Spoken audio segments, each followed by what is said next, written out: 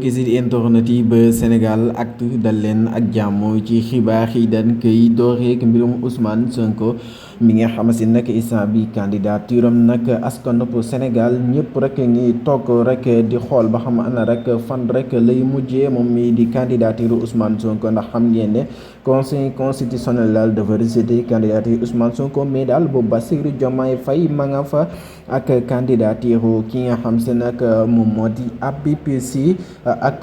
docteur Tidiane Dièye candidature mi nga fa ñëpp rek di am yaakaar candidature Ousmane Sonko daal moom moo leen gënal foofu pour rek mu dem ci élection présidentielle 2024 ndax ñoom mënuñoo gëm ne ni Ousmane Sonko élection am Sénégal te gisuñu candidature Ousmane Sonko bokk ci élection yi ñoom daal loolu mënuñu ko gëm benn yoon ndax dak yaakaar gi nga xam si nag am nañ ko ci Ousmane Sonko xam gëm ne ne moom rek moo mën a changer réew mi 2024 ñoom ñi nga xam si ñoom ñoo di askanub Sénégal ak patriote ñoom daal yaakaar googu ñu am daal bëgguñu kenn koo xam si nag dina ko tas ba tax na ñoom am nan yaqin rek ak gëm-gëm bu mat sëkk ne Ousmane Sonko élection présidentielle 2024 dina ci participer ginnaaw la 14 bi ñëpp ñoo ngi koy xaar.